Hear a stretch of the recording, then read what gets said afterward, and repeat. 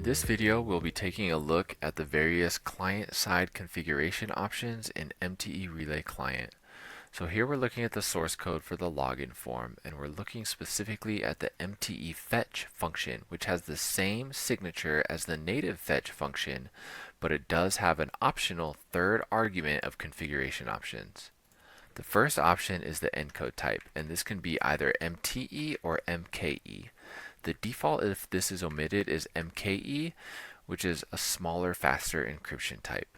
So let's go ahead and send this login request, and we can take a look at the request size. If we go to the headers and the content length, we can see it was 318 characters long.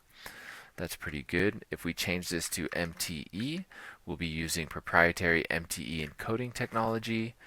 And if we send this again, it'll be encoded using an MTE encoder, and the content length will come out to 468 bytes. Okay, let's look at the next option. Let me comment this back out. So by default, we'll be using MKE.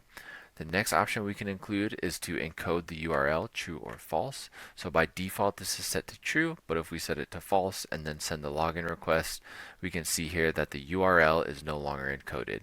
If we look at the payload of the request, it is still encoded, and if we look at the response payload, that is also encoded, just the URL is no longer encoded. The third and final configuration option is actually to encode headers. And to examine this, we're going to actually go to our custom headers form, where we are also using MTE fetch, and I have here encode headers set to false. So let's go ahead and take a look at our custom headers form. And if I send this request with the token AAAA, we see here that the URL is encoded and the response payload is also encoded. But when we take a look at the request headers, they are no longer encoded. They are being left alone by MTE. The default is for this to be true,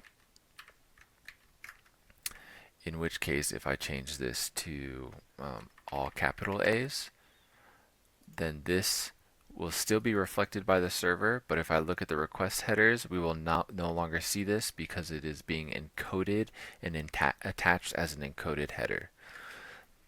One other thing you can do is provide an array of headers that you want to encode. So let's say I want to encode a B header and not a C header.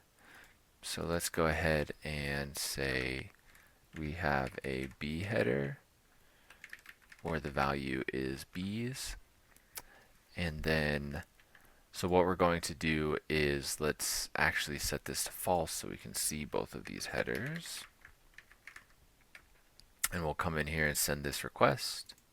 So we can see the A header right here, and we can also say the B header that we specifically hard-coded, and then I can come in here and say I specifically only want the B header to be encrypted. Actually, let's do the A header. There we go. So we'll encrypt the A header, which we get from here. Let me make sure these match. And we're hard coding the B header. So now by default, we should still see the B header, but we will no longer see the A header. So let's send the request again. And here the A header is being encrypted and hidden, but the B header is being left alone. Of course, by default, if I set this to true, I leave that alone. If I set this value to true, it will by default encrypt all of the headers. So now we can see A is gone and B is also gone, but it's being reflected here. So those are the various configuration options for MTE Relay Client.